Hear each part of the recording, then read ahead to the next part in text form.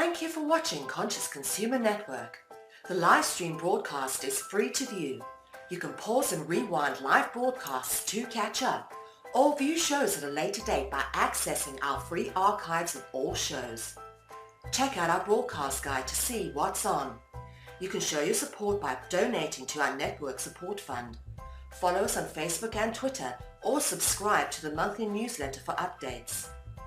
We thank you for supporting free and independent media.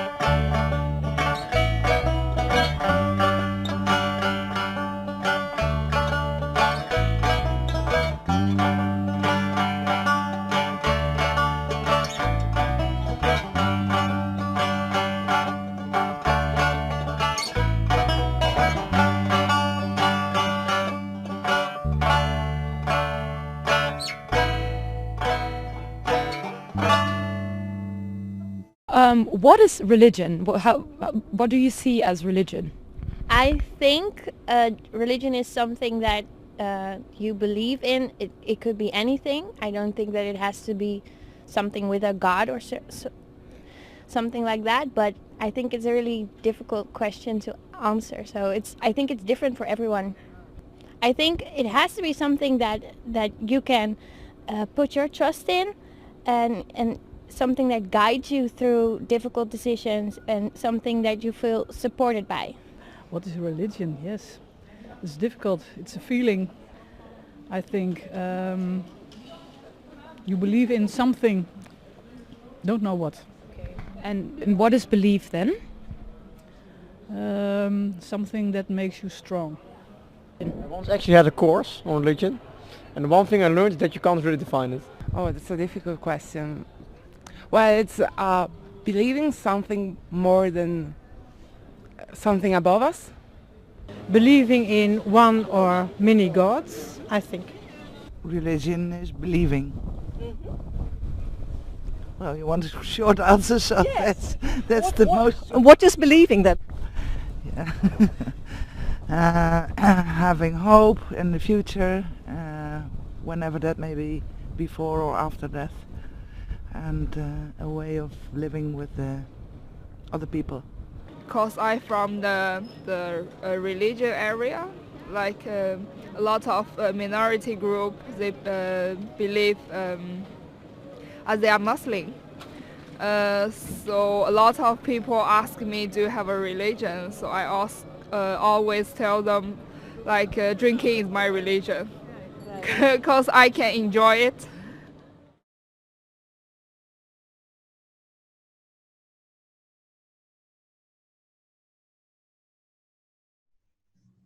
Hello, my name is Coltrane Stagg. Hi, my name is Delilah Rivera. And I'm Dustin. Hi, my name is Gavin Sharkey. My name is Martin. My name is Maxwell. My name is Neil, and this is Youth on Subjects of the World. And today we are going to be talking about organized religion. Oops. So, first, how about we talk about religion in general? So who would like to start off? Maybe the definition of religion, or what our opinion on religion is.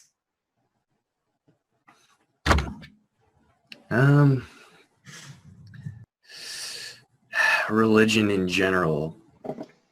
It's like a system of learning, if you will. System of spiritual learning. But there are different aspects of it. Like there's the spiritual aspect of it, but then there's the social order aspect of it. And that kind of differs between religions in one sense. But I would suggest that all of like the main world religions, they have the same or similar spiritual teachings, but they differ in their social teachings, their social order. And that's because I think that each age of people have different needs. Like, so in a way, the social teachings of an old religion don't necessarily apply to us in the same way today as it may have, you know? So I guess what I think of religion is, I don't really identify with a certain religion. I will proudly say that I have no idea what happens, how this was done, how this was created, and what happens when we die, anything. Because anybody who says, I know, either they're lying or they're ignorant. Because nobody really knows. If you say you know, you're ignorant or you're lying. It's as simple as that. Because we do not know. So are you agnostic or atheist? Yes. Or, yeah, I'm also agnostic. It's kind of, because it's kind of just, it's like atheist, but it's not as definite. It's kind of like, I don't believe in anything, but I would if there was something to believe in or something like that. It's kind of just, but it's not like atheism where it's no religion, period. The definition of an agnostic is they reject the notion that you can prove that God exists or not exists. Yeah. So an agnostic believes that it cannot be proven, at least, in our time, right now, if God exists or if God does not exist. So right now, as I am, I'm like, I don't think there's some magical, imaginary friend in the sky planning for me and that created me. But, if let's just take Christianity as an example, if Jesus Christ comes down and says, hey, I'm real, I'd be like, praise the Lord, I'm a Christian now. So if I get proof, absolutely, I'll convert right there and then.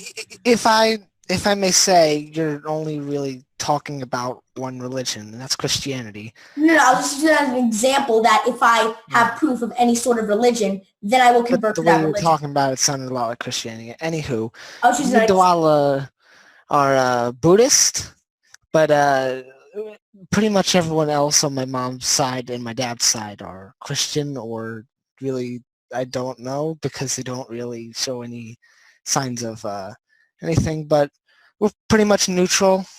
Yeah. Anything to say on the matter, Delilah?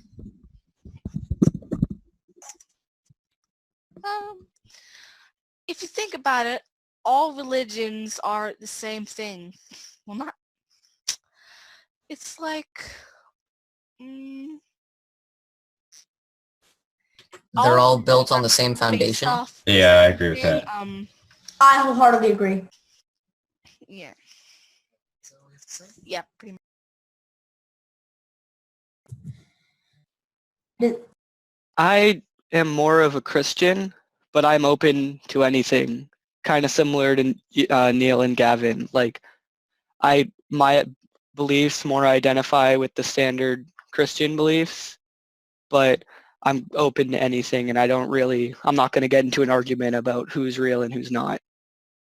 I'm not really religious. I'm not part of any religion, but I've heard of some religions that I think seem like cool, but I don't know a whole lot about all the religions. I don't know about like the technicalities and all the different things about them, but from what I've heard, I think Buddhism seems a very nice religion, and Christianity seems pretty cool as well, but I don't identify as either. So does anybody else have something to say about what religion means to them? Okay, go. So me and Martin are actually of the same church congregation, and I do follow a similar belief, kind of skepticism as religion is. I can follow it.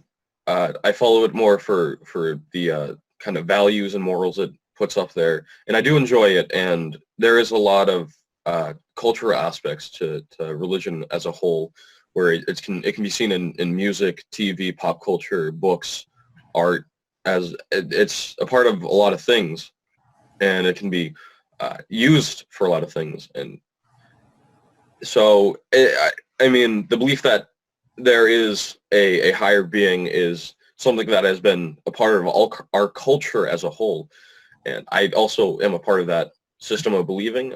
Whether it's 100% true, I need to really hold off and just think about it.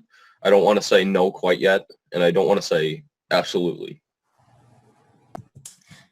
So, I guess what, so I never really thought, I'm talking about in the past, really about what religion was, what anything was. I just kind of existed and I didn't really think about it.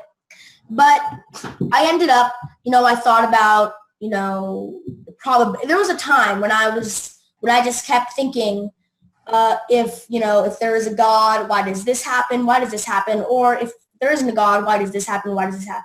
So I ended up thinking that I don't know.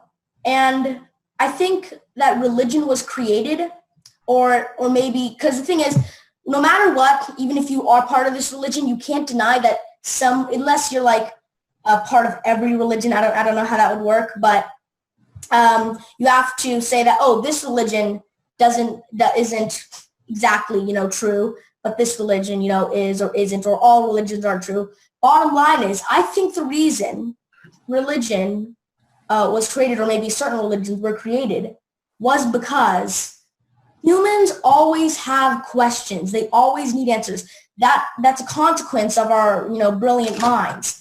So I think one of the reasons this happened was because we didn't have the means to answer certain questions. That was because if you think about it, not knowing what happens when you die, because dying is a scary thing to probably most people, other than public speaking, which I find weird. So dying, it's a scary thing to most people. So without any means to research or any sort of other thinking about it, I believe that religion was a very viable alternative for answers on how we were created, why we're here in this huge world, and what happens to us when our bodies cease to function. I agree that is a good way to put it. Yeah, because that is true. That we as people, we need questions answered. So, religion just comes as a side effect of that. I'm pretty much repeating what you're saying, but yeah, you're exactly right. Some would argue that religion doesn't come from man. They would argue that it's sent down from the greater intelligence into a human form in order to answer those kinds of questions, but also define what it means to be a human being. The fact that we have moral and spiritual capacities, unlike the other things in our world, that just they're compelled to go through the world and follow their instincts. We have a certain capacity, a choice between good and evil, like what we were talking about in the last show. I think what you're trying to define empathy. Are you trying to say empathy? That's another side effect from our brilliant brain. We have the ability to put, so to speak, ourselves in another person's shoes and say, would I want to be in that situation? I think that empathy is a part of our spiritual, our moral compass, if you will.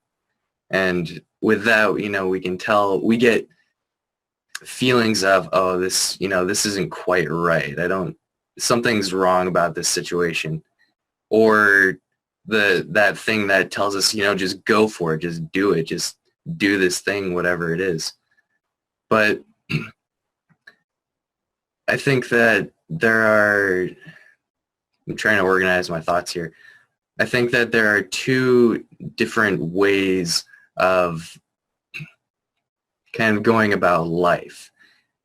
We can follow our natural instincts like the other animals and other things in the world, but there's also a yeah, like a moral standard that we have because we're able to perceive it.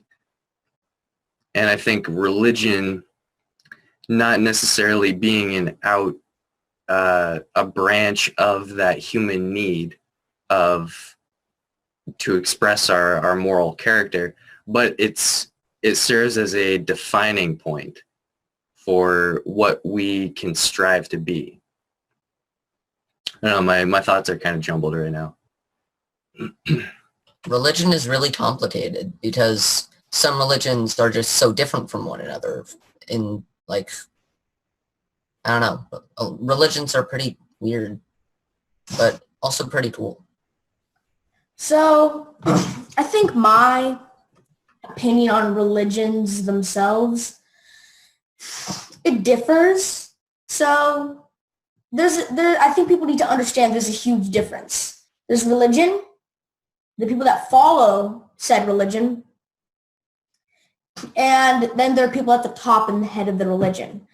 So the religion, see, a lot of people that don't like religions themselves, and they like a certain type of religion, they will think they will automatically dislike the followers. You need to understand that, a lot of people, they choose, okay, I want to be this religion, I want to be this religion, but a humongous amount of people, the way that they became that said religion was when they were born, their parents were, not saying all, I'm saying this is a large amount, their parents were this religion, were said religion, and they became that religion, yet they didn't really, and a lot of people, they don't take the time to study the holy text of that religion.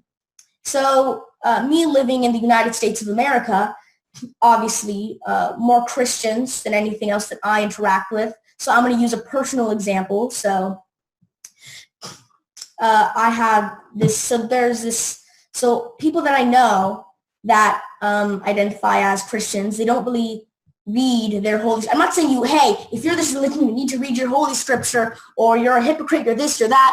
I'm saying I find it, I'll use the word interesting, that they believe this is why the universe was this is how the universe was created, this is what's going to happen when I'm dying. They have so specific thoughts when they didn't even read the holy text. And I find that interesting more than anything else. And what I also find interesting is the complexity of religion, due to the fact that there really is no hardcore proof. So let me give an example. People say, follow faith, follow faith. The definition of faith is the belief in something without any proof, which is why no matter what you follow a religion. So technically a religion, you don't need faith to follow a religion if you've had proof that that religion exists. Faith technically is a separate entity to religion. Faith and religion are normally used interchangeably. But faith is, again, the belief in something without any proof or evidence. And that is why I don't like the idea of faith itself, the definition of the word, due to the fact that you don't need any evidence. And I'm a person where I think if you want to prove something, if you want to bring an argument to the table, I'm personally, for me to believe in something, I need evidence and proof. All right. So I think we stayed on that subject for long enough. How about we go to what is the opinion on, I don't know, newer religions, those that have popped up? I mean, are they considered the same as, the religions, the older religions, or are the newer religions like, can they hold the same thing as torch as the other older religions? Well, the Church of the Flying Spaghetti Monster is one of the newer ones. I don't know the exact year it was created, but I looked into that religion a little bit, and it seems like it's pretty weird. Like how they've got a giant flying spaghetti monster as the god of their religion, or entity, or whatever. It's pretty strange, but it's pretty cool as well, because it's not necessarily that all of them all Pastafarians, which I think is what they're called, that all of them actually believe in a giant flying spaghetti monster, because that's kind of silly. But a lot of them, it's just like, I find the religion funny because it kind of shows that anything can be a religion. Like a flying spaghetti monster, that can be a religion, as long as people believe that it is one. I think it's really cool. I was gonna say Church of the Jedi Order or Jediism, as it is called. There was a legal case about it a while ago, and it was actually kind of funny because a lot of the legal documentation had quotes from the movies in it. But it's one of those beliefs that a lot of it is focused around morals. I actually went to their website because it's quite fun to enjoy. Quite fun to research other kinds of things you've never been really introduced to.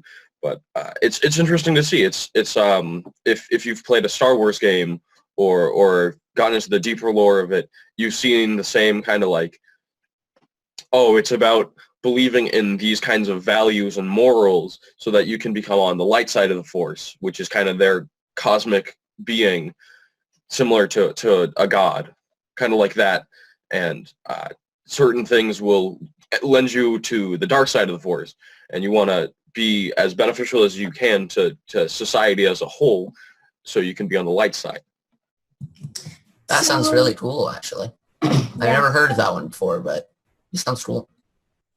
So I think what fuels religion is belief. A religion can't really exist without followers to believe in it.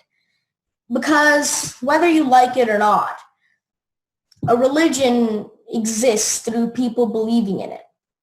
So if everybody were to stop believing in a major religion, because religion, we have to understand that we define things, right?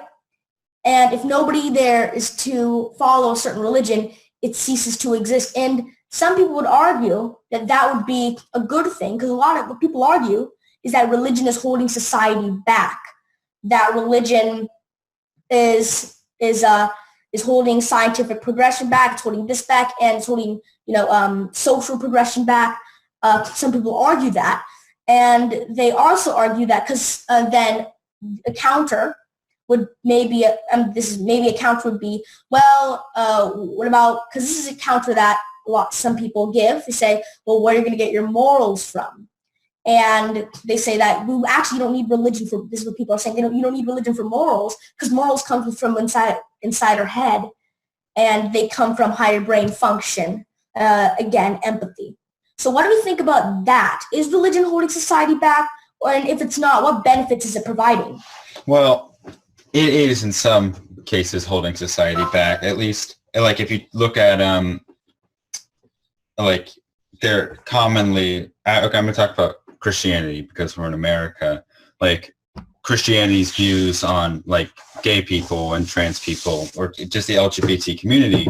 In that sense, it is, because when you have like right-wing people, conservatives who tend to be Christians, honestly, that's a generalization, but it's kind of true, and they run the country, it takes long because they have these beliefs that are anti-gay, anti-trans stuff will be put into action that will set us back because of those beliefs, and that sucks, and that's really unfortunate. Yeah, and other places, what immediately comes to mind are places that have Sharia law enforced. Yeah. That is definitely much worse than anything Christianity is doing right now currently in America, where if you read some of the things on Sharia law, it's frankly pretty horrifying. So in some cases, religion definitely is holding back society. So but what about in more things, and in general, any other opinions on other religions holding society back, or yes, or religion in is religion in general holding society back? You go. I think in regards to religion holding society back, it's important to consider that as human beings, we can go in any direction that we want. We can do the most cruel things. We can invent the most cruel sciences. We can go any direction we want. So is it necessary for the advancement of society, much like an example of a workout routine? You have to dedicate yourself to a certain routine in order for you to make advances, in order for you to build muscle in this case. And just like with religion and humanity, if we don't define ourselves, if we don't limit down ourselves in some direction, where are we going to go? Where ultimately I think we would destroy ourselves, because there wouldn't be any agreement, and people would continue to invent harmful sciences to humanity, and ultimately that's basically what the world has been so far, and that's why we're in so much struggle right now, is because people don't agree. Yeah, so one of the biggest things is, you don't agree with my thing? Well, I'm going to kill you. That'll make it better. So you see that's a universal thing in all of history that's happening right now. Oh, you don't agree with this? Well, okay, well, I'm going to shoot you in the face. So there's definitely in history a lot of violence surrounding religion, and now with extremist religions, extreme religions following Islam. So, and, for example, Christianity, the KKK, you'll see these extremists, and it's all because of disagreements and not believing the same thing. And people would argue that, well, if we didn't have religion, we wouldn't have all these huge, horrible crises because religion is the main source of this disagreement. Well, what I was going to say was America itself was established on religion. It was the Protestant people trying to separate themselves from Christianity, and they basically went on the Mayflower as pilgrims, went to undiscovered, uncharted territory, and they basically settled there, established there, and then separated themselves from British colonies, and then developed themselves into this nation. This was based off of religious dispute. So, I mean, with most conflict, I think there is negatives to it. There are going to be people's lives who are going to be sacrificed, but I think sometimes there can be some benefits coming from disagreement as a whole. Not everything has to end up poorly. So religion, so when America was founded on secular principles because they were fleeing persecution from the British. So that's, it was founded as a secular state. And a lot of times you will see people preaching about how, so what I found interesting, keeping that in mind, is when people accused Barack Obama of being a Muslim. And I thought to myself, well, I don't think he's a Muslim. He hasn't had any, I haven't seen any proof of him being a Muslim. And then I thought to myself, I don't think it really matters if he's a Muslim or not, because this country is a secular state.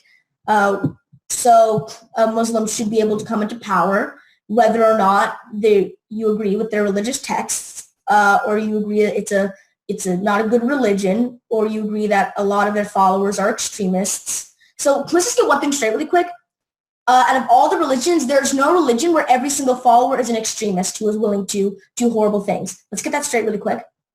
So I just want to get that straight real fast. So even if this religion, you would think that this religion, oh my gosh, it's so hateful. It's such a hateful religion. It's promoting nothing but hate and violence. Not every member is, a hateful, horrible person. There are people, who are born in America who are Muslims, American citizens, American-born citizens. There are people who are Muslims who are willing to do horrible things. There are people who are Christians who are, just regular people. And then there are people that believe in white supremacy and they would like to be in the KKK. So I just want to get one thing straight. When we're talking about religion, and if at any time we say, oh, this religion does this, we're not saying that if you're a follower of this religion, you must be this. You must be a horrible person. You must be a horrible person.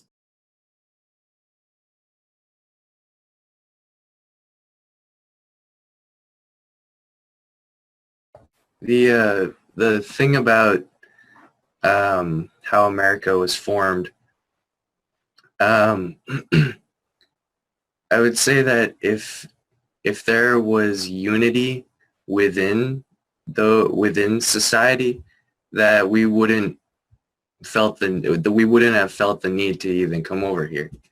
So, and in turn, we ended up destroying a whole culture and society that was here in the first place. So you have to think, like, is it, like, what are the benefits and what are the cons of this whole situation? I mean, I think that the United States is ultimately something, it's ultimately based on just ideals, freedom, religious freedom, freedom to be how you want to be. And I think we're a leader in the world with that ideal. But as far as like strife being a cause of something that was ultimately beneficial, it's also a bit different today than it used to be. Like, today we are able to communicate from people all around the world in an instant. And so we don't really have the same problems as cultures of the past, because now our focus in humanity is to become one planet, one society, just working together in harmony. And I think cultures of times past, they didn't have that luxury. So when they were oppressed, they moved and they had to leave. But we're already all spread out now. We've traveled across all the world. We've made our bases in every land. So what's the next step for us? And I think that is the unity of the planet. And so that way we can ultimately move to other planets and do the same thing. Yeah, so I guess then my beliefs would definitely pretty much align with yours, because I am first and foremost a globalist. I think we need to have globalization. I think we all need to unite, because these petty squabbles are stupid. We're just killing each other when humanity stands strong, united. And again, some people argue that religion is preventing us from doing that by causing more conflict and disagreement. Yeah. Hi. I think we should change the subject. Like, how about? On the subject too long. Yeah, we've been on this subject a little too long. How about what's the difference between a religious belief and an atrocity? Like really, is there an okayness? What's like the extent to it's okay because it's religion? This is a religious thing. What is the fine line? Anyone else want to go first? I have no idea. It's just kind of, I don't know. You think about how, like there's the religion of Satan, and that's all about self-indulgence, and under the belief that it's about true freedom, being able to do and be like however you want to be, and that involves like every kind of self-indulgence if that's what you want. But again, it kind of goes back to, is that ultimately what is beneficial for humans as a whole? Or ultimately, will that lead us astray and lead us to develop harmful sciences and whatnot? So I think my reasoning for what you just said about what do you think is the line between religion and something that should not be done because hey, it's religion. So anything that negatively affects anyone else or the world, I think that would be the definition. So if you want to go around doing, I don't know, you can do whatever you want as long as it doesn't affect anybody else or the world.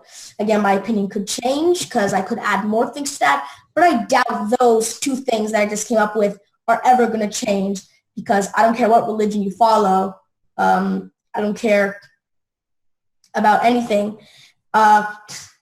If you believe that you need to do something, so let's go to a radical Islam. If you want, you can do whatever you want. But if you're going to start killing people, if you're going to start enforcing Sharia law, then I don't believe that. I don't care if it's your religious texts. I don't think it should be allowed in any place. It has no place in civilized society. So where I see religion going, I just want to tag this on, is that you'll see in the past that religion has played a very large role. Some of the hugest, whoa, look at that, wars were religious wars. Some of the most mind-blowing architectural accomplishments were done by religion. But people would argue that, okay, well, imagine if we took all that money, all that time, all those resources spent into making that chapel and actually helped people and helped the continent, or not the continent, but you know what I mean, the kingdom or whatever it would be, the kingdom. So, or look at all these religious wars if that have killed many people. Imagine if they hadn't happened, or we still have religious wars going on modern day. Obviously, they're on an infinitely smaller scale, but they still are religious wars. So where I see religion going is, and I could be completely wrong, this is just a theory of mine, because what you see is you see more and more people every day that say, I think I guess I'm a Christian, or I'm this, or I'm a Muslim, or I'm this religion, or I'm this religion, or I'm this religion, but you see more and more people that are less and less, I want to say, strict. So they won't, like, I would back and think about people I know that don't actually read the holy text of the religion they follow. I see religion in the future, at least if it's going to continue on this current path, slowly fading out of society.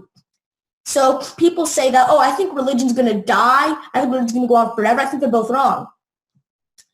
I think that religion, either new religions will be created and will adapt, or religion will fade out as a whole, slowly fading out until really, instead of religion dying, because I don't think religion's ever going to die, it fades out and all religions turn into this one milky mesh because people stop really paying attention. It becomes more of a secondary thing, then a third thing in their mind, then a fourth thing, then a fifth thing, and then it slowly fades out. I think I could see that happening. Again, not the only thing I can see happening, but I think it's a thing that I could see happening. Well, I don't know if any of you guys have seen the movie Book of Isaiah. It's basically Denzel Washington going through a Mad Max-esque wasteland, and he basically has the last copy of the Bible in existence. And there's a safe haven on Alcatraz Island where it's basically where all these kind of things from the previous cultures are basically being controlled and just held to archive them. And you find out at the end of the book that the entire Bible is in Braille, and the main character, Denzel Washington, is blind. So it makes it kind of a like Bible-esque kind of film, but that's kind of one of the things. It's if you don't believe it, it's still something you should still take interest in because it's a part of human nature. And I'm sorry for spoiling the movie, but Oh, I was really excited. Stop right there. Stop. I'm kidding. oh no.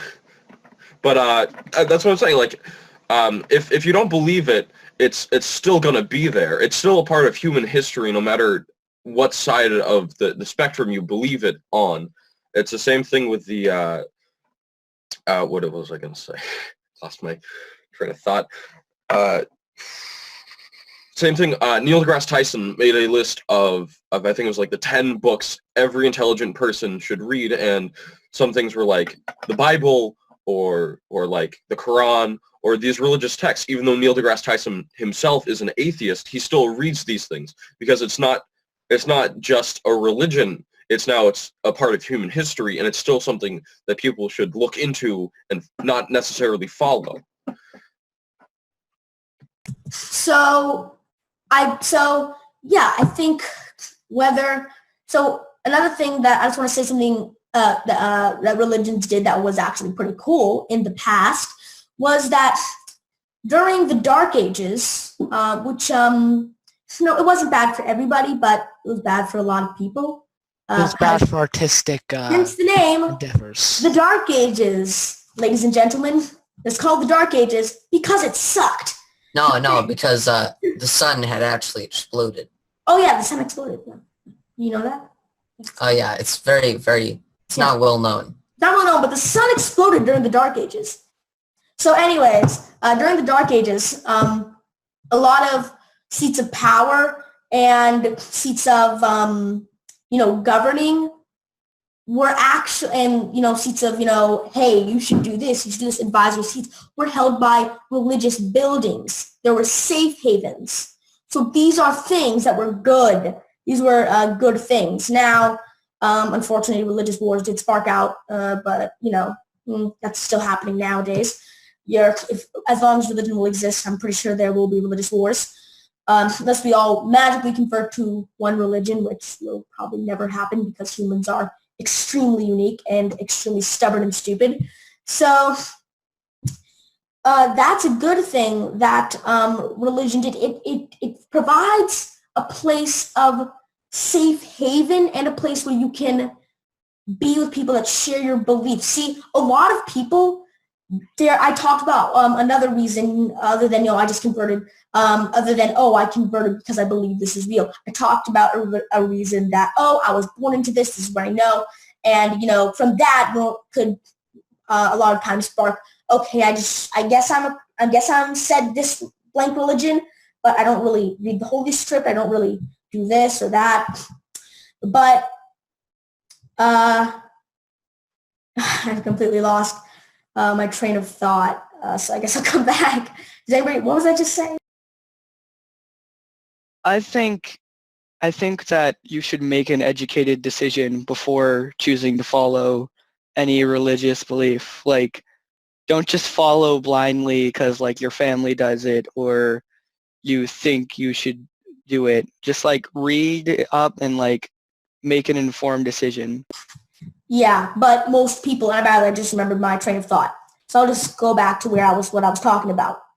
So they find that a safe haven there. They can say, I'm with people that I can agree with. It's more of a social event than anything else. Even nowadays, it's a lot of people, their religion, maybe they won't say it, but because it's a social thing. And a lot of people, they don't want to go out and see conflict. They want to stay in their little hole where they can be with their close people that share their exact beliefs. And first of all, I completely respect that. Even I absolutely want to be sometimes with people that, share my beliefs and I can talk to them and, basically just agree. Oh, I agree. I agree too. I agree. Because, that makes you feel good. Hey, look, these people share my beliefs.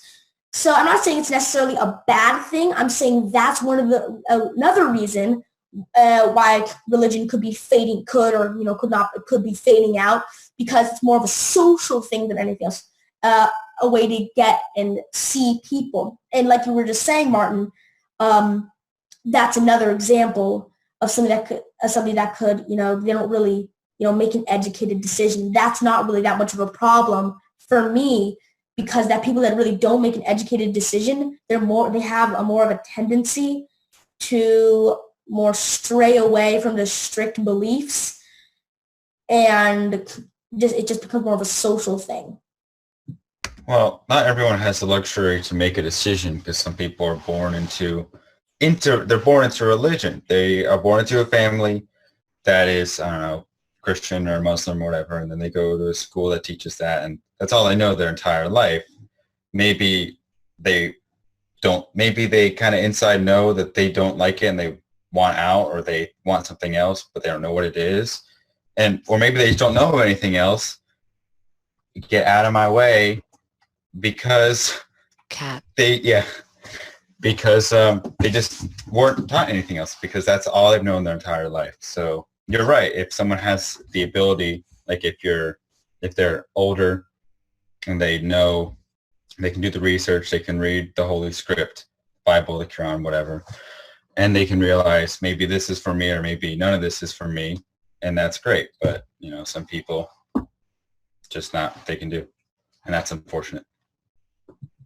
So, so another example of something that's more, I want to say, extreme than, I was born into this religion, so I follow it, is where Sharia law, it's against Sharia law, punishable by death to leave Islam. So I don't have a choice extends to such a dramatic way of losing your own life. So there would be the example of your family would I can't say the word today. Ostracize.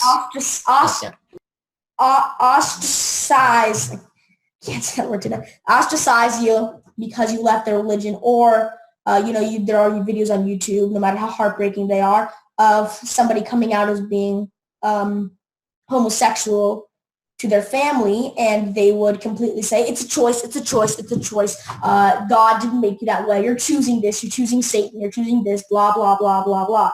When in reality, as scientific studies have shown, it's not a choice.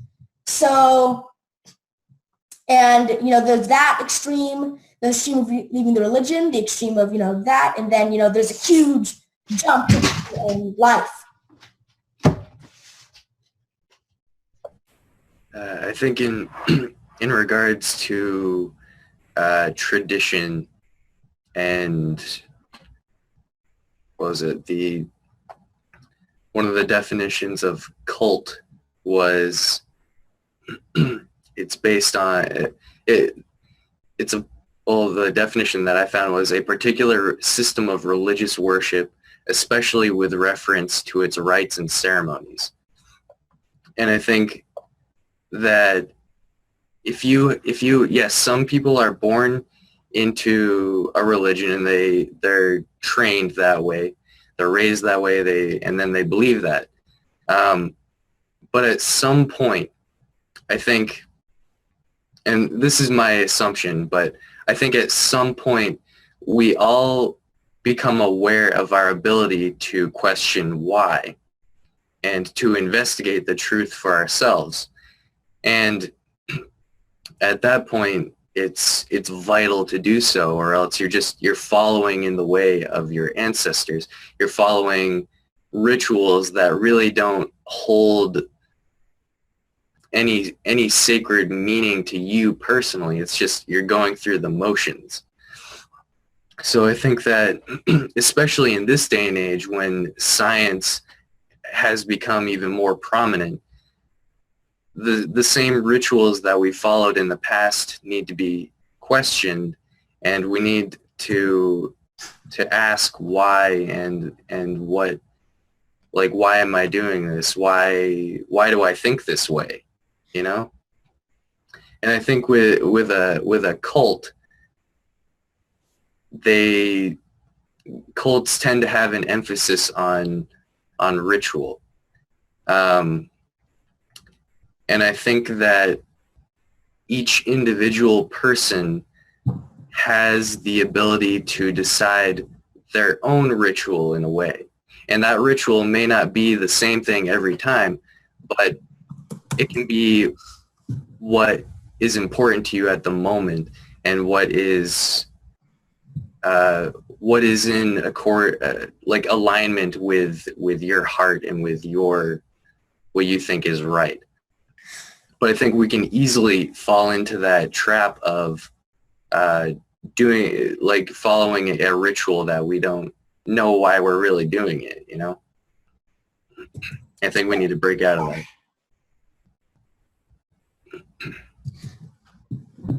So, unfortunately, and I can't stress that unfortunately enough, a lot of people don't reach that day of, I'm questioning my beliefs. So let's use an example of, the reason I'm using a lot of examples from Christianity is because I obviously live in the United States of America, and I'm America. I live in America, and I'm exposed to those beliefs the most. So let's go to the South, for example. So in the South of America, you'll see a lot of people that never really reach that day of, oh, I think I would say a lot of people never do, but unfortunately, but in the South, it's much more prominent because almost everybody you know is a Christian. Yeah, and they're so far separated from, the bulk of society, like the big cities. Like if you've ever been on a road trip and you have to drive through South Carolina, North Carolina, Georgia. Oh yeah, you see billboards. It's unbelievable. I don't like being there. But what's really unbelievable, it's just how small these communities are, and it really makes you understand why they would believe such extremist things, or they'd be so indoctrinated into their religion. It's all they know. They don't even have, the closest strip mall is miles away, and the closest large city is really far away. So of course this is all they know. So so it makes sense. It sucks, but it makes sense. If you drive through the South, you will see Confederate flags waving. Mm-hmm. Yeah, because you drive through the South, you'll see Confederate flags waving. You'll see multiple billboards back to back that says, choose heaven, don't choose hell. This is you. Don't be a sinner. Choose God. God is the only way. Praise Jesus Christ. It's insane. And even if let's go to big cities. In big cities, you'll see less of that. Even if they claim to be, I'm blank religion, you'll see much less. I'll use the word again, strictness. They're not as strict. You'll see much less of that because when you go to, that's why I have another. That's why that reinforces my a belief on that religion. I think will slowly fade out into this sort of milky mesh bowl, but I don't think everyone will just wake up and say religion's dead. I don't think anyone will ever say that.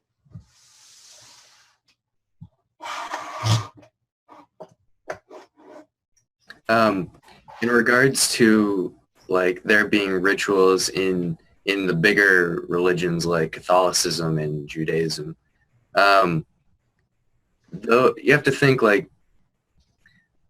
we're at the time when those religions were forming and really at their peak. The people at that age, do you think those rituals were beneficial to them at that time? But we look at them now and we're like, why are we doing these things? Jews don't eat pork, and you have to think, we can eat pork now. It's scientifically, proven to be, fine for the most part. But you have to think back then, was it a law in that religion? Because at that time there was a disease rampant in pigs. And so, it was a warning, don't eat this. But yeah, the rituals involved in religions of past, they don't necessarily apply to us anymore. And I think and they've become cult-like in that sense. And I think that's what we have to like think, why am I doing this? Why is this religion doing this? When it doesn't really make sense with what we know now. Well, the thing is, religions will get outdated because you're not just going to go and rewrite the Bible or some other holy text. I only know of the Bible, but there's definitely more. But no one could just go and rewrite some kind of holy scripture because it's old. Or they have? The New Testament. Oh. The Bible has actually been rewritten many times by a whole bunch of different people. That's why. Did I said anything? And I think I have something to say on the pig matter. What's that ritual? Well, coming from a religion where you can't eat pork, what I've heard is pigs are intelligent and you aren't supposed to eat them. Like they have above average intelligence than all the other animals. So I don't have to rely on. And also, they close your inner eye. So I don't have to rely on people telling me there's scientific studies that pigs are smarter than.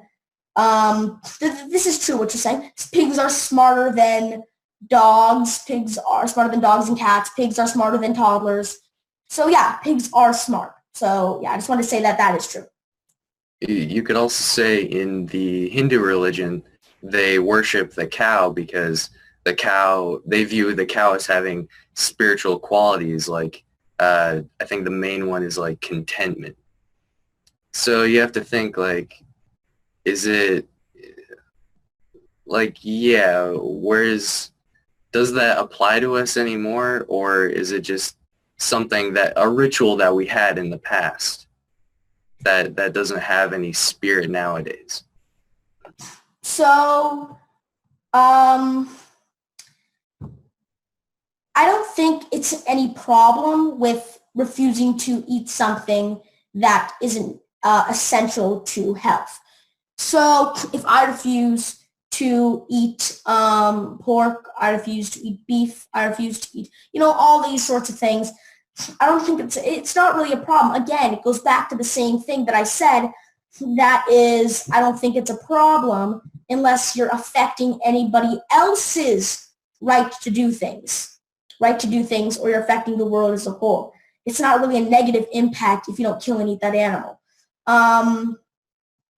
So yeah, I don't think that's as much as a problem. I think, again, it's the problem with religion possibly holding society back, or religion, I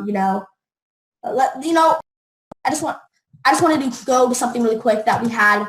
Someone commented that all they said was, and this person left a number of comments on certain things. I want to adjust the first thing said. It just said circumcision, and yeah, that's a ritual that is practiced for religious reasons.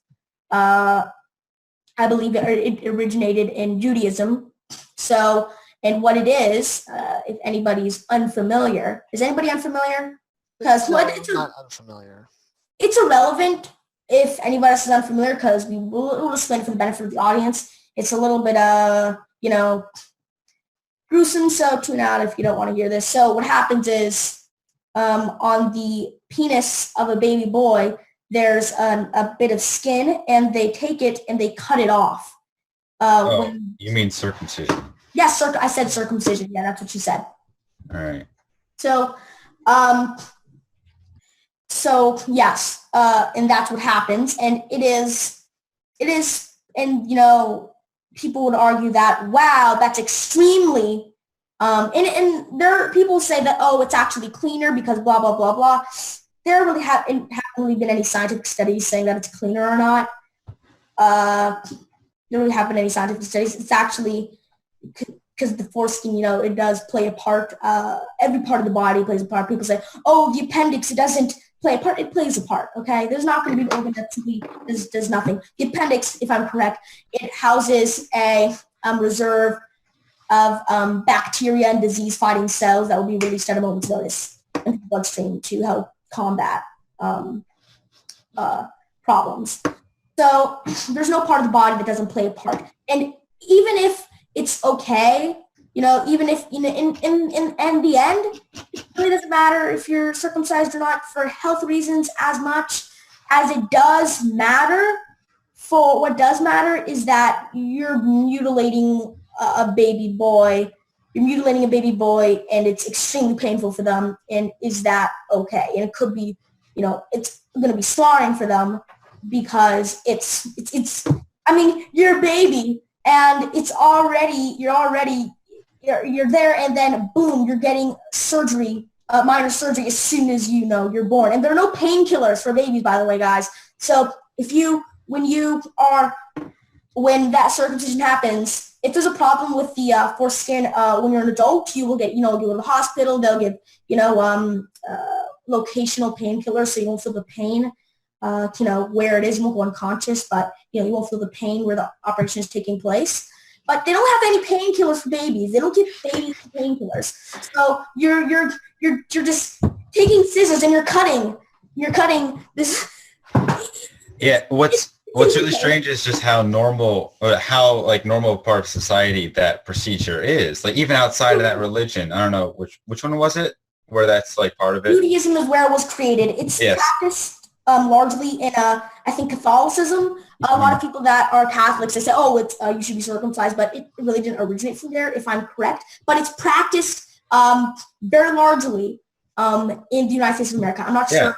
I know it's just it's insane how much it's done. It's just this normal thing that everyone defends, but it's awful. It's in America, they started it a while back under the impression that it would make teenage men want to masturbate less. Obviously, that didn't work, and that's not the case. So now it's just something that's normal for no reason. For full disclosure, I personally am not circumcised because my parents knew about this and knew that it was, a bad procedure that was done for no reason. So I am happy that I'm not. Yeah. So it was started in that place and was brought to America during it was 19 something. And maybe it could have been cleaner in the times where people would die from the common cold. Maybe it was cleaner then. Yeah. But, now where we can, wash your hands and flush your human waste down the toilet. In a large amount in America, it's completely unnecessary. And yeah, I guess it could be cleaner, but it's very easy to wash your body. Most people take showers like every day, and you don't even need to take showers every day. Every other day is the ideal amount. Mm-hmm. Yeah. So it's insane. It's brought up another thing by religion. All right. So that is all right. I think Max has something to say, so let's let him speak. I've been holding to this thought for like 10 minutes now, but I was going to say when we were still talking about religious, like deep South religion and religion being kind of slightly less popular nowadays, it's because we're in the information age. I mean, technology has extended to the point where we've put somebody on the moon. We've that was in the 50s, 1960s. That's the moon. That was 1969. 1969.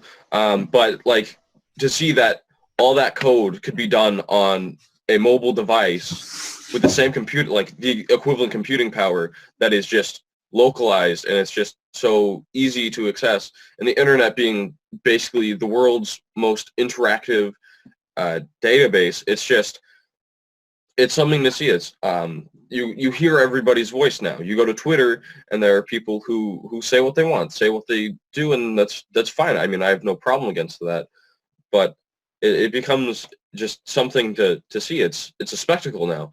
Technology is incredible, and I think that should just be kind of a final thing to end on before we take a break.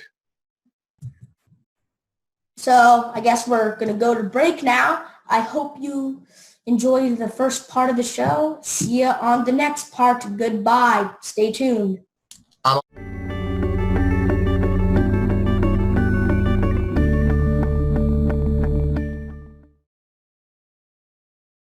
Spirituality is love and compassion, as far as I'm concerned, and particularly meaning that you are not just being rationally stuck within sort of what you think your body is wired to do. You're going into a deeper area of your mind where you kind of are asserting your free will, really. And you're choosing to be friendly and compassionate with people, whether or not they irritate you or whether or not they've done something to you. You're nevertheless choosing some sort of extraordinary, what we might say extraordinary. It shouldn't be extraordinary. It's actually not really, but we're conditioned to think it's an extraordinary response or outreach to people.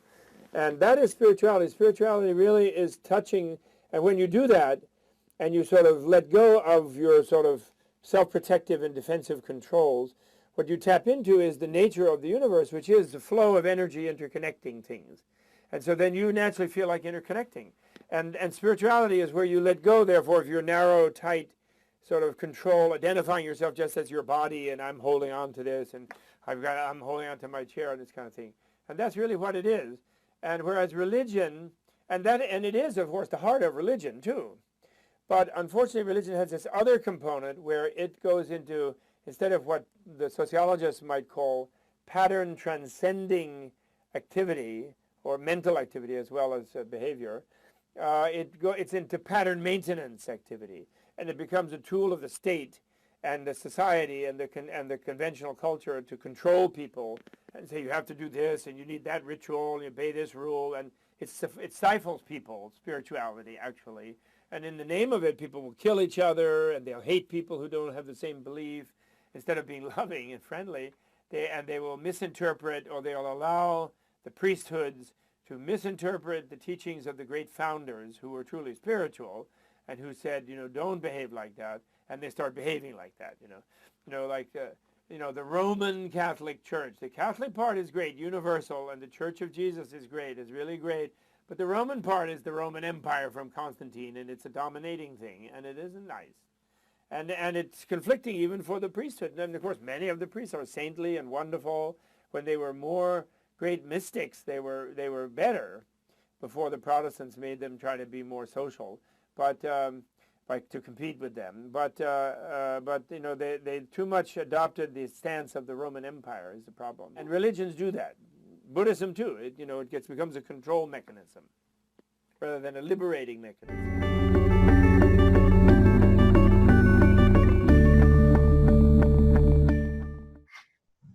Oh, we're already back? Hello. All right, we're back. Quick break. Yes. Hope you enjoyed the break video. So, unfortunately, Coltrane had to leave, so he won't be here for the second half of the show, unfortunately. But I'm sure we all can see we definitely appreciated him being on this show and having, him here and his opinion. All right, so where did we leave off? Circumcision. Yes. Pleasant topic. Let's move on from that. Yeah, let's move on from that. I think we talked about that. Unless anybody wants to say anything, of course, go ahead. But we ended on technology and how information spreads pretty fluidly through the internet and through how what we've established so far as society goes. Yeah, I was actually going to, the point you made earlier that you're talking about, I was going to make a point similar. Like nowadays, like when we were talking about the people in the South and how it's much more difficult for them to break free of their beliefs and their parents' beliefs, it's slowly becoming easier because unlike many years ago where they just had what their parents and their school was telling them and that's it, now they have the internet. So even in that area, there's a chance that they will start to break free from it and have a completely different point of view. So that if that holds true in the future, religion, like Neil was saying earlier, might slowly start to not entirely fade away, but just get different. Get milky, then really they won't be able to tell the distinction if you look at two people, their religions. Yeah. So I think that because I think one of the reasons that religion might be less common, well, not religion, but strict religion may be less common in cities and huge populations. I'm saying religion in general. Most of them probably follow religion. I'm saying strict religion, everybody, okay? I'm talking about, how it is in the South. Again, I'm using American Christianity as an example because that's where I am from. This is what I'm familiar with.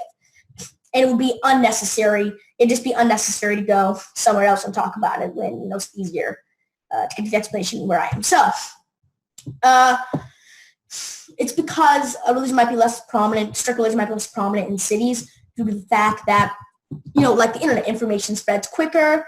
You have more options. It's not like there's a small little community and everybody is a strict Christian, and if you don't follow that, you're going to be, and I'm going to try to say the big boy word again that I had some trouble with, ostracized. You might be ostracized from that community. Or, not saying I'm not a Christian. That's obviously less of a risk in a big city where there are millions of people. So, also, like you just said, Gavin, you can have the same effect with the internet. The internet can provide the exact same effect as that. So the more the internet spreads, I think more religion will seem to fade out. As I was saying. I think religious beliefs are changing and will continue to change. I think maybe like organized religion, like churches and gatherings of such strict things, like we have to do everything how our ancestors did it, will change. But I think a lot of religious beliefs will never fade away. Like, not necessarily, religions won't fade away, because I think, I agree with you in that sense, but I think a lot of the views that religions, like a lot of the views of religions will always be there. They just won't necessarily have to go along with all the other things that were important back then. I think that a lot of the hate that a lot of religions, some religions, promote, they will probably the hate itself will start to fade out, and the more prominent good, because a lot of people, when I was talking about how people aren't really strict, but they normally, if someone were to ask them, oh, what do you believe being this religion is, if they're not, strict, as I said, they'll most likely say, oh, it's about peace and love and doing unto others and blah, blah, blah, stuff. And while that may not, and if you look at the holy text, it'll say a lot of things. It'll say that, of course, but a lot of things will also be saying that, I'll take an example of Sharia law. Oh, if you're homosexual, you can be killed, or, same thing in the Bible. So you got these, same things. I think it'll start to fade out where all the hate that's in religion will start to fade out. And I think religion, we may still have the same labels we have for religion, but they technically won't be the same religions we follow now. I think that's how it will be in the future. One thing I was going to say was I'm thinking there's just like this separation between society and religion as it is. It's like society has their own progressive and regressive ideas that come and go. And I think religion, since it's more based around tradition, those things hold true. And that's why we had things like a few years ago, we had homosexual marriage being allowed, and something like the church wouldn't agree with that because it's against tradition. That's something that they didn't enjoy. And it's interesting to see because now it seems like some religions have to change to society so they can stay relevant.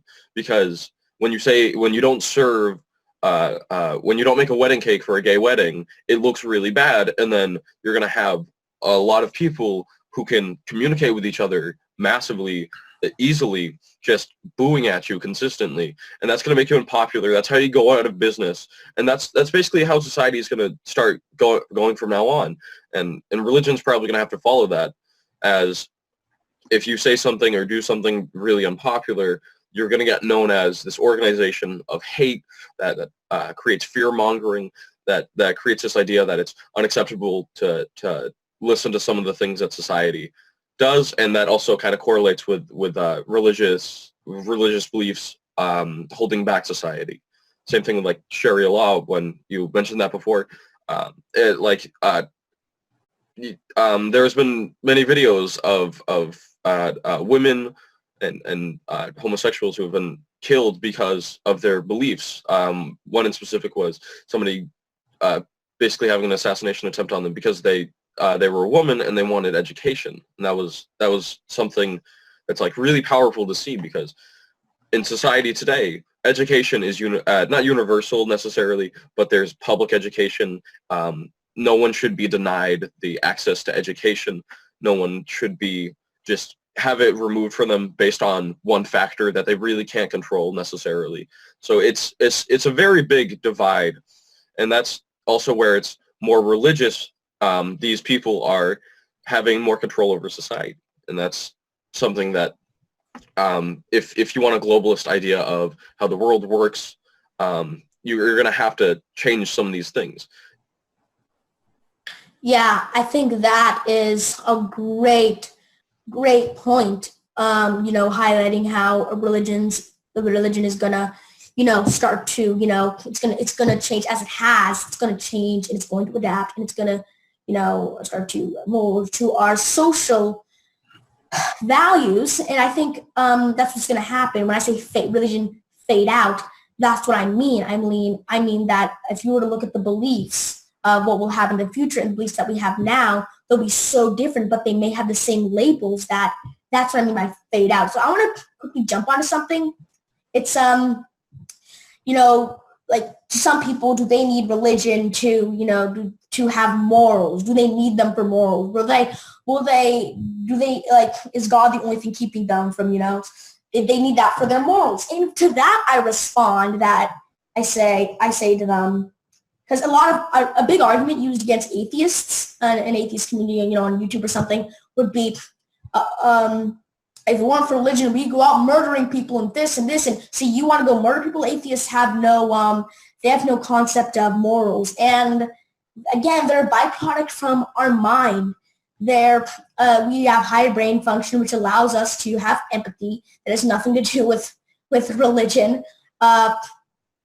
Although religion does promote, a lot of religions do promote that sort of thinking, but unfortunately a lot of religions also promote that thinking while simultaneously telling you to kill people and telling you to torture people. So yeah, which one would you take? Would you take the religion which has, oh, you can help people do this, oh, but you have to kill these people if they do this? Or would you take, I just want to have love and peace for all people? Yeah, it's a pretty easy choice for me. And to people that actually argue the fact that you don't have morals because of God, I say, so if you knew God didn't exist tomorrow, would you go out killing anybody you could because you just didn't care? I mean, it's pretty insane. And people might argue that by saying, oh, but God does exist. Even if I don't believe in him, that gives me a moral compass. And then I would say, okay, then how are you doubting my moral compass? Because even if I believe in God, God is guiding my moral compass. Therefore, your entire argument is not valid. So that entire argument is just it's just flawed, and it's not as bad as people who actually use it as an attack. Not an attack. I'm using the word attack as in a debate, as an attack in a debate, when really it's just a really flawed stance, and it's just a last resort to say, oh, my religion is valid because of this. So, when you were talking about that, about, if you didn't know God existed, but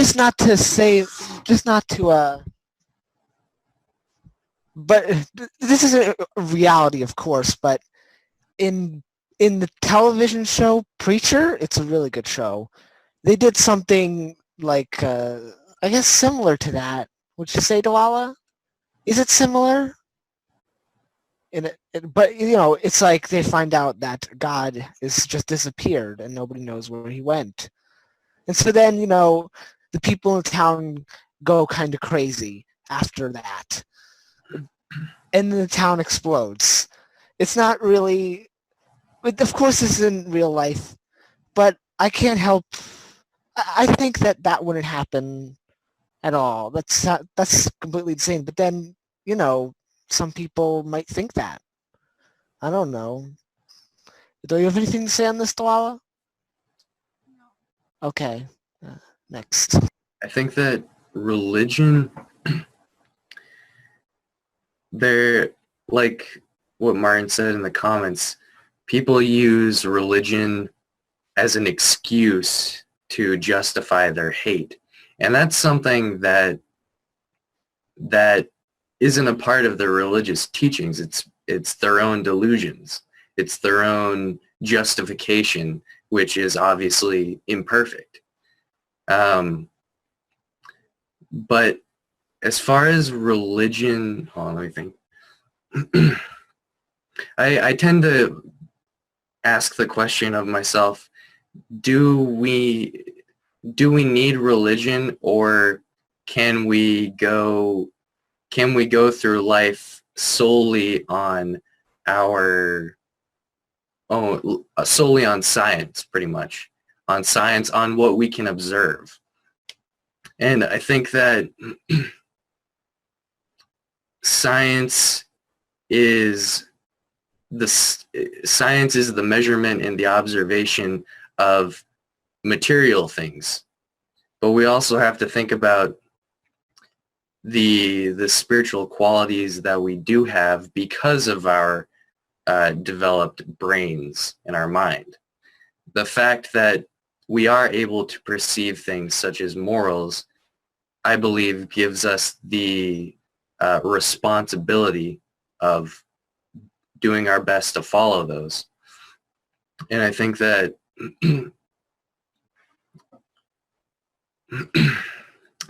religion, it brings up another question. Well, I'm kind of scattered right now, but it brings up another question.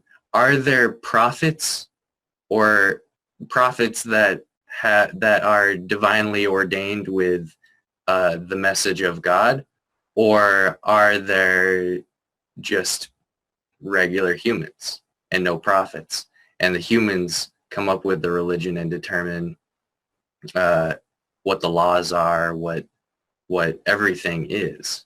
I think that is a really important question. Like, are there prophets or are there not?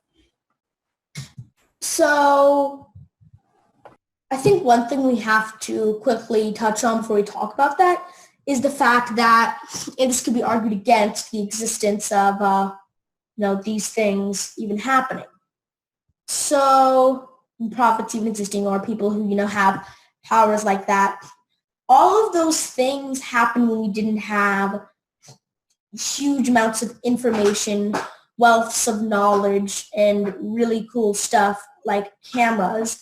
Because nowadays, if somebody says, "Oh, I saw this enlightened being called," we'll call them Billy Bob. I saw this enlightened being called Billy Bob, and they were he was spreading the teachings of the religion called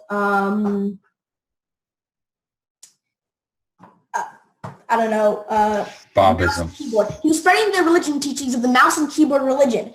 So nowadays, somebody would say, they'd say, "Prove it. Give me a picture. Give me a video. You know what? How about this? How about you buy me a ticket and fly me over to wherever you are? I'll see them for myself." See, it's all those big, cool, awesome, magical miracles all happened a lot in the past. Because, and a lot of people would argue that Scientology.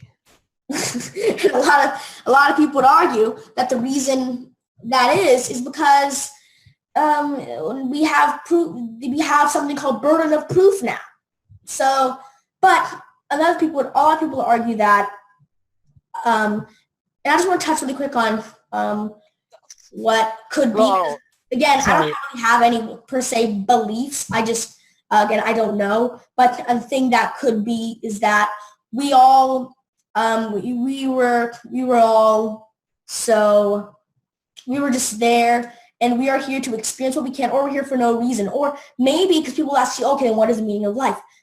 I don't think there could be no goal. Maybe our primitive brains are not capable of understanding the fact that there is a goal or there's not a goal. Maybe our primitive brains can't understand the meaning, or maybe our primitive brains they can't comprehend the fact that there doesn't have to be meaning. So what you said about my counter to the what she said about the miracles in the past, really one of the counters to that is Scientology. And like just from what I understand, it's sort of when you get to those higher levels, get that back up there, you need to listen to my voice. When you get to the higher levels, it's like a promise that you'll see them sometime in the future. So I guess that's what keeps people around, but it's kind of crazy. I don't really want to offend anyone, but I don't think anyone's going to be offended by me saying Scientology is kind of crazy. Mm-hmm. Yeah. So Scientology is more of a cult than anything else, because you hear stories about when people leave, bad stuff. Yeah, there are many interesting documentaries about it. Yeah, I saw one. It's really cool. But I think actually Scientology, it actually enforces my point, because Scientology is very enclosed, very, very, very enclosed, very secretive.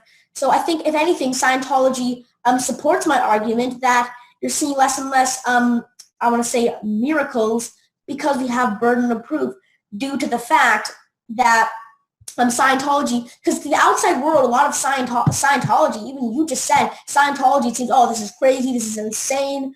And the only people that know these miracles are people at the very, very, very top. And guess what? They're guarded by secrets. Everybody's guarded by secrets. Even the lowest level people are guarded by secrets. Therefore, so they're literally the miracles that are happening are the ones guarded where they can't be burden of proof.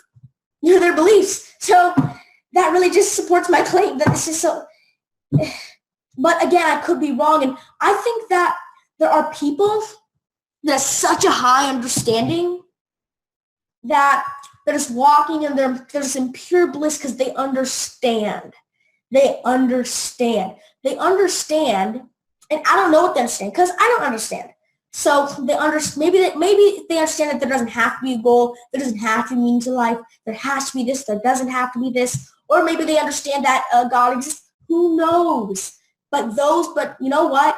It would be awesome to be one of those people, to be in pure knowing, because humans crave knowledge. At least I do. I want to know. I mean, one of the things I put a lot of thought into was what happens after death if there is no heaven or there's no spiritual place to go. And that's just kind of something that really boggles my mind. And when you say the Dark Ages, whereas a lot of people are in poor conditions, poor health, and they're dying from these diseases they don't know, they think it's a demon. They think it's the work of Satan. They think it's somebody or something of a higher power, because they don't understand science. They don't understand technology. They don't understand STEM as a whole. They only know what people are willing to really perceive. And that's kind of something that I've been thinking a lot about was, what if religion was created to soften the idea of death or to soften the idea of the unknown? I know we kind of really talked about that at the beginning, so. I think it was created because of that, because people, they need to know, they want to know. Again, I just said that. And since they didn't have the means, I think that might be whether religion is right or wrong. Because if one religion is right, I believe all the other ones were created because of that. So. I mean, what happens after death, though? I mean, what does everyone think happens when you die? That is one of the most amazing things that I've ever thought about, because here's the most amazing thing. It's after all this time, one of the biggest questions in human history. Martin wants to say something. What happens? What? I think Martin might want to say something. He has an opinion. Oh yeah, sure. Let me just finish, and then I know Martin wants to talk. One of the biggest, if not the biggest question in human history. What happens when we die? Is there something else? What created us? And yet, after all this time, after all that, and probably being the biggest question, after all the side of marvels we have, and all the big questions that we've wanted answered, the beautiful thing, that's the one we cannot put a definite answer on, and that is amazing. Yeah, because everyone who knows the answer is dead. Yeah, I haven't died before. Anyway, Martin, you wanted to talk, and I know Leandros wanted to talk. I think religion is important, especially like the life after death thing, because it gives a lot of people hope. And because that's a scary thing, especially if you're in a situation where you might die. It helps a lot of people. And even if it isn't true that there's life after death, we don't know, obviously. But I think it's important because it gives a lot of people hope. And hope's a pretty powerful thing, because if you can have hope, you can feel better about life in general.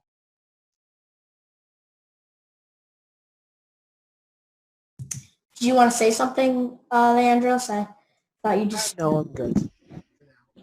I'll say something. I think the idea of death is a little bit irrelevant because irrelevant regarding religion, because religion is about how we can live now and not in the belief that life is eternal. So if we're bad now in this life, it's going to come back to us.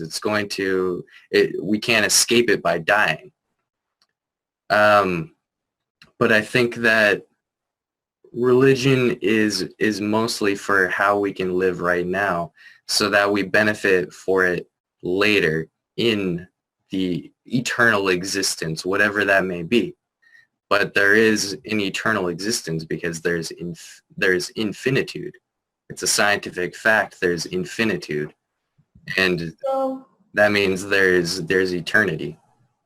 And how we exist in that eternity has yet to be determined, and we won't know until we're there. But we can come to the conclusion that there is eternity. So I think that, in our definition, in our in the majority of humanity's current definition of life after death, who knows if it exists? But there is, like you just said, something that happens. And what happens is, even if our consciousness is only in our brains, because when we think about afterlife, it's normally we think about consciousness in our brains. But really, matter, it doesn't get destroyed. It's just redistributed. So even if Earth is destroyed, the sun has a supernova or something. I think I'm getting a little bit off track. What? I think I'm getting a little bit off track. I don't think so, because we're just talking about life after death, and that's something about religion. So as I was saying, there is something that happens after we die, whether or not we're conscious of it. At least in our current understanding of consciousness, who knows? And that is amazing. Maybe you know, maybe you don't know. Again, back to those people who are so-called enlightened. Maybe they know, maybe they're just taking comfort in the fact that they don't need to know, and they're just like, wow, this is so beautiful and majestic. That's pretty cool. One of the things I was going to say was, speaking of the life after death, with Christianity in specific, it's kind of a reward for being of good values and being loyal to a God. And so I think the idea is you don't necessarily have to enforce the idea that you have to live this way through a religion, but it's something that Dustin said was it's like a muscle. You have to look at these morals, and you have to look at it, and you have to say, I'm going to do this, and this, all this stuff every day so I can strengthen myself morally. And it's difficult. One of the stories that Benjamin Franklin actually wrote was about something very similar to what I have hands-on experience with, which is just like a list of morals, and he says that it's a list of morals to achieve perfection as a mortal being. And he says at the end of it, it's basically he tries for a few weeks, and then he says he can't do it because it's impossible. It's one of the sayings, the man who never smoked, drank, or had sex was healthy until the day he killed himself. Oh yeah, that's it's actually pretty hilarious. So I think that the thing you were talking about, Christianity, it's, being loyal to, your God, and, you're rewarded. But if you really study Christianity, it's actually, because the reason I reject a lot of traditional afterlife things is that it's pretty immoral. So I'll just use Christianity as an example. Again, I use the same justification that I did last time. It's what I'm most familiar with, so it's easy for me, and it'd be unnecessary to go into another one for a specific topic. So it says in the Holy Text that if you accept Jesus Christ at any time in your life, you are a Christian and you will die and you will go to heaven. So this can be a bit of a, I want to say, uneasy topic. So if you don't like it or you get uncomfortable, you should probably tune out. We're going to go to a scene. So Jim and Jane, just come with random names, are walking down the street. And Jim is a Christian. Jane, she doesn't really know what she is. She hasn't really accepted Jesus Christ. And in this potential universe, Christianity is the one true religion, but of course nobody knows that, as they don't know now. So, and then we'll call this person Jonathan. Jonathan walks up and was like, "Hey, how's it going? Give me your money or I'll shoot you right in your face with a gun." And so, yeah, Jonathan, he seems pretty immoral, right? Well, so Jim, they both get shot, in short. They both get shot. And Jane dies of her injuries right there and then. And Jim survives, and Jonathan escapes. Jonathan, by the way, there's a much more dramatic version of the story where Jane could get raped, okay? So it's the same concept. I'm not going as dramatically into it, okay? But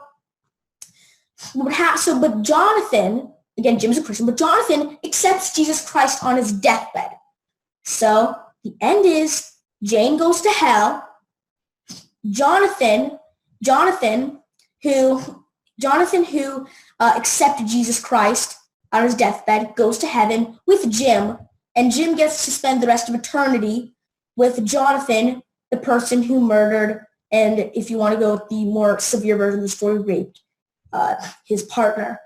And will they be mad at each other? No, because in heaven, everybody's happy and there's just love. That takes away free will.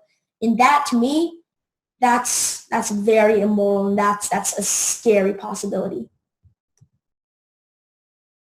Well,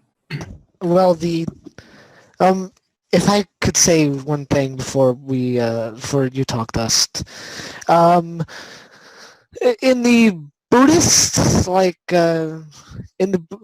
Buddhists believe in is when you go to the hell, you get punished in a fair way. You stay there for a certain amount of time, and you get reincarnated as, say, you move up in the chain again.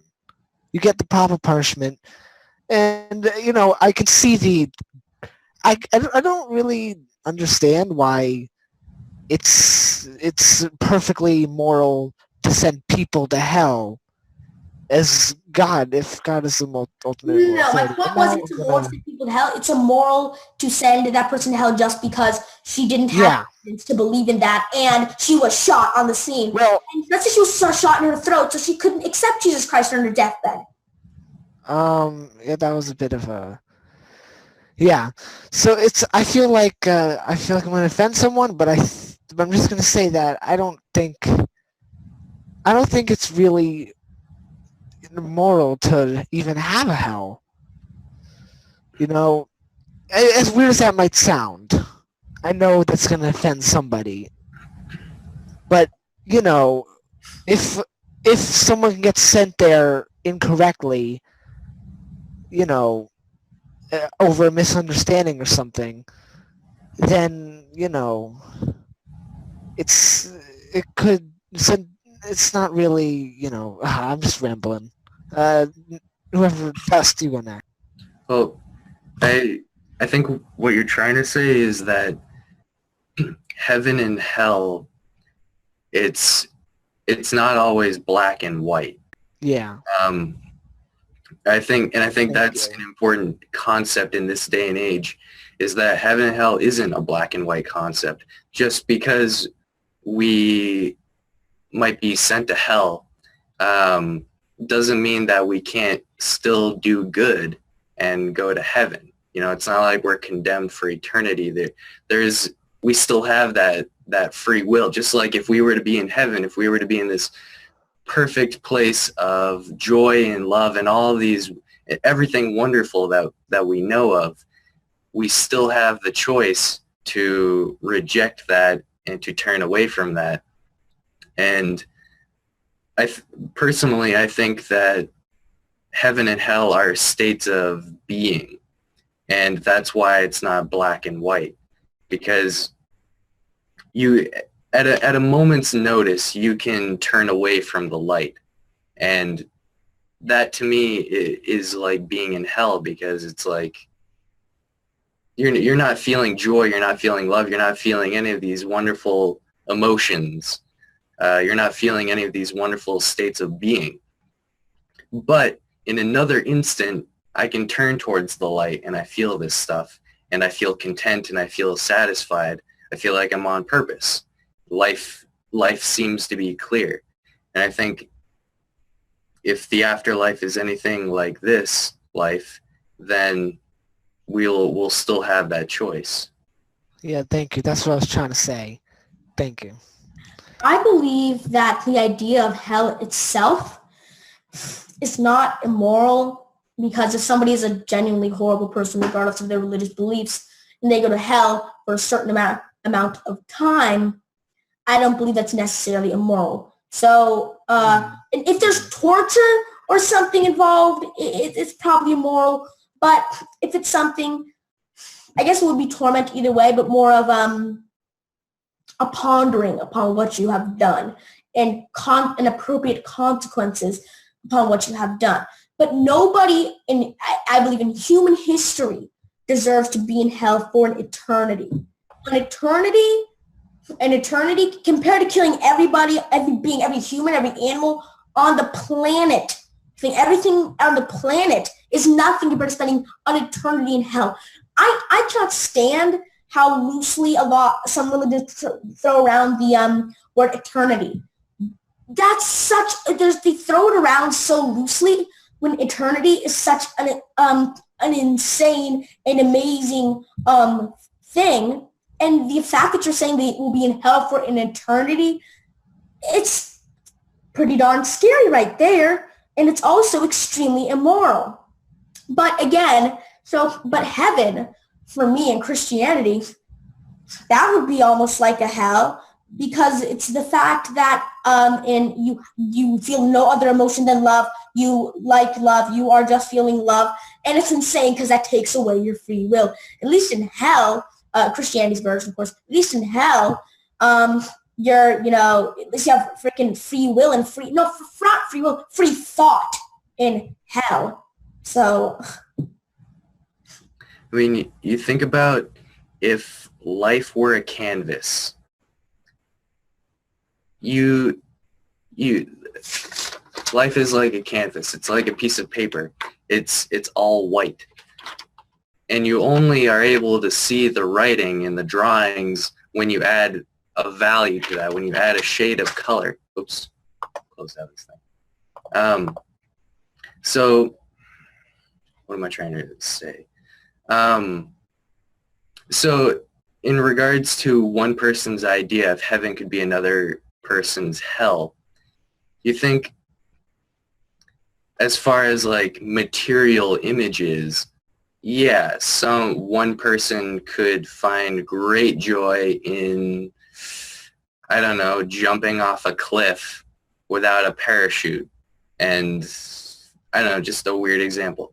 And then another person could think, that's the scariest crap, and I'm never going to do that. But you have to think about what the underlying feeling is. And I don't think love is an emotion. It's rather a state of being. It's rather love is the motion that allows everything to happen. It allows free will to happen. So yeah, I don't really know how I'm going to wrap this up. I guess that's it. One of the things I wanted to say was, where does it say that if you go to heaven, you lose all forms of emotion? Yeah, I mean, I don't know what's written in the Bible about it, but do we really know what heaven is like? I mean, you're kind of explaining heaven. I sort of guess there's this general idea that heaven's like this infinite field of flowers that's all like love and happiness, and that's eternity.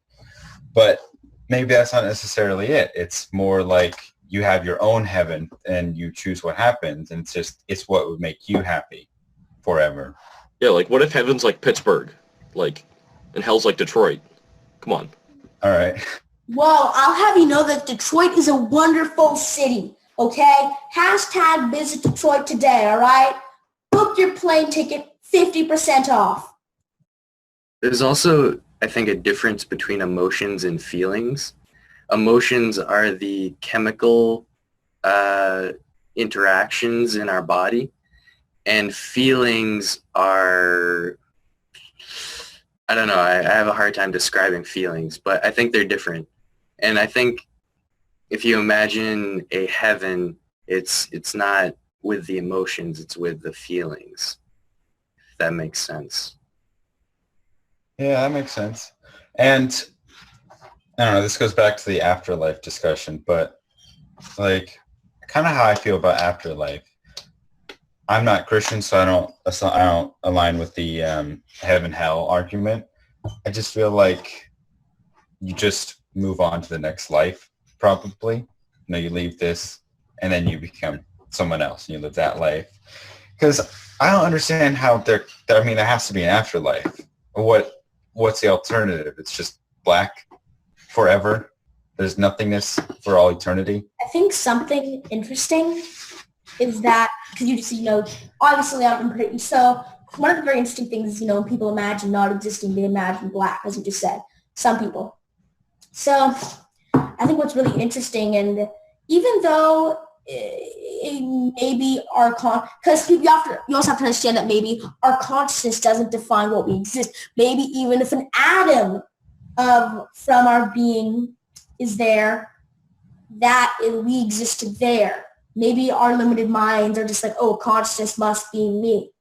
So, there's that. But also, let's imagine for a minute that consciousness is, being. And if we have no consciousness, it's just, there's no words to explain it. But you know what I mean?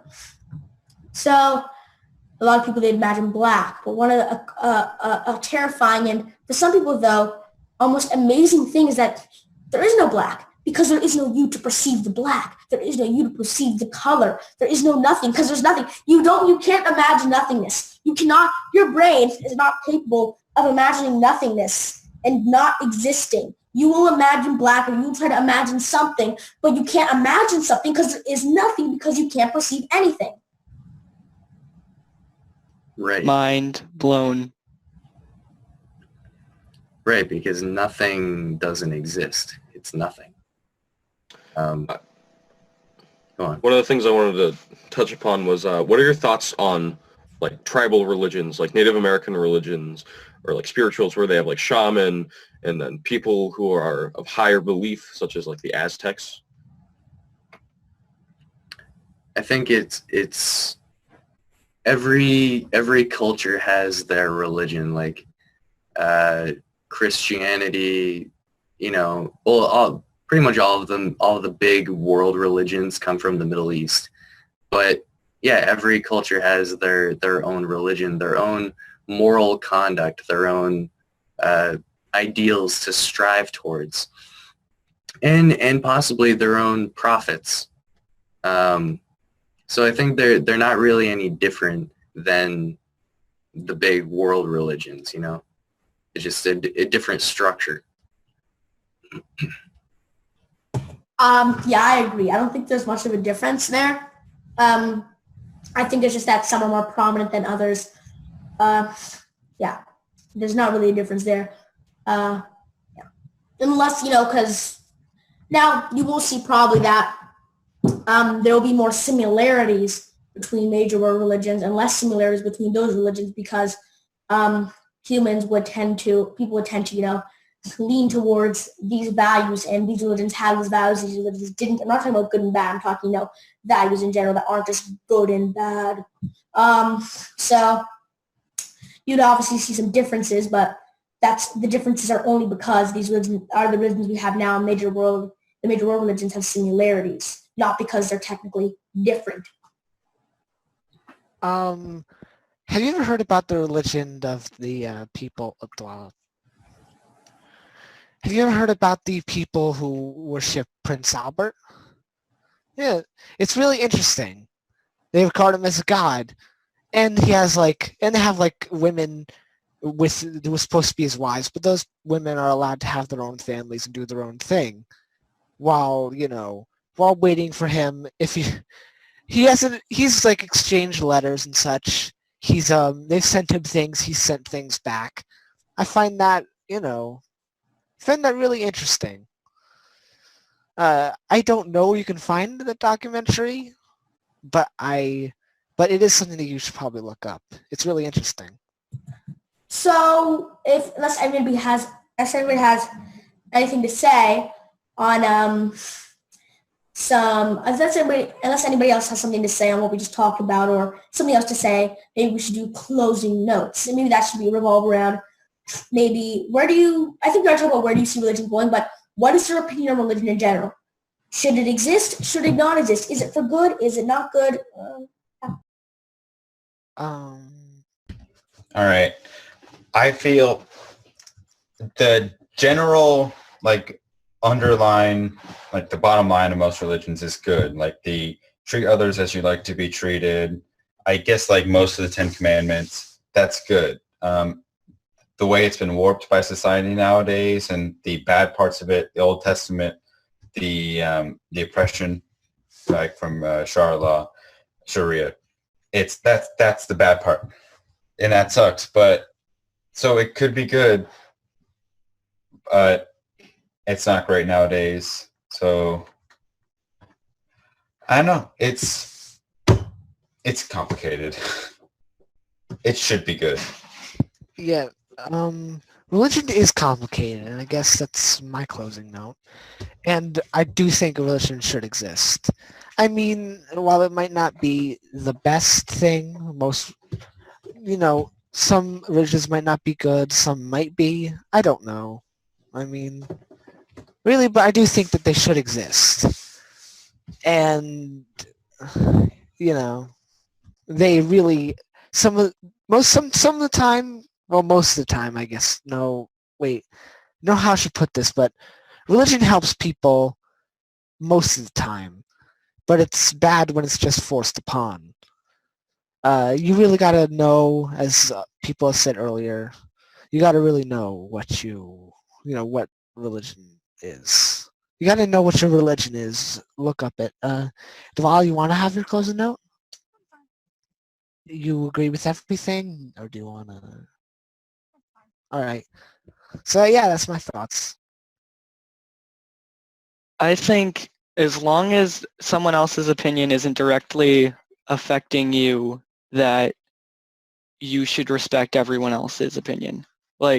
Unless they're directly attacking or affecting someone else or yourself, you should respect everyone else's opinion.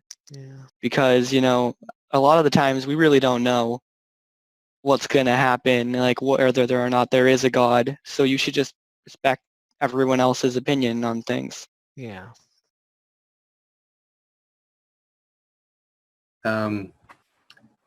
My concluding thoughts, I guess, are that ultimately science and religion are in agreement when they're both following fact. And I think that religion can follow fact because it's based on the ideals of what a human being can be. And science is the observation of matter. And science without religion turns into materialism. Religion without science turns into dogma. And ultimately, they're two wings of one bird. And I think that all of the qualities that we as humans idealize and strive to be, they're all rays from one sun. And ultimately, that sun is one entity, and which is why I think all religions are connected and ultimately one. Sorry for that short interruption of mine, but I was going to say that religion is an important part of human history, as it is influenced by many. It influences many things, and then it just kind of comes together as the existence of humans. You don't see this with animals. You don't see this with anything else. It's unique to us because we have a conscience. We have our own well-being and beliefs. That's really it for mine. I'm sorry, I was a little rushed. So I guess with religion, I don't really think religion is necessary in our day, in this way. And I think in a lot of ways, it is holding society back. I don't think we need it because we really don't know most things. So yeah, I don't really think we need it. And and a beautiful thing that we can use to discuss and debate and find the truth is free speech. So if you don't think somebody is, so that's the most beautiful thing. I love free speech rules. So yeah, I don't think religion is necessary. I don't think, and obviously it's part of human history, I don't think we need it nowadays, and because we don't know, and that's just a means of knowing that, frankly, I think it's a bit outdated. So thank you for watching Youth on Subjects of the World. Everybody will now cheesily wave goodbye. Bye. Bye. Bye. See ya. Bye. Bye. If we want to change the world, we must first change the media. Mainstream media exists for the purposes of indoctrination and manipulation of public perception. The world of free and independent media is growing, and with the upsurge in information now available in the public domain, it has never been easier to access free and independent media. The exploration of this information resulted in an experimental project which would provide a fully supported space for researchers, whistleblowers, and seekers of all kinds to express themselves and educate the world. On the 1st of January 2015, Conscious Consumer Network was launched to the world. Nobody thought we would make it this far, but CCN is the longest running free and independent media network of its kind. CCN is a unique collaboration of hearts and souls, bringing you information from different perspectives to educate and inform. Since we started CCN, we have had only one desire: the pursuit of a free, fair, just, sustainable world, and this has not changed. Having overcome many challenges over the last 2 years, CCN is here to stay, and we've got great things lined up for 2017. Help keep CCN on the air by supporting the 2017 Network Support Fund.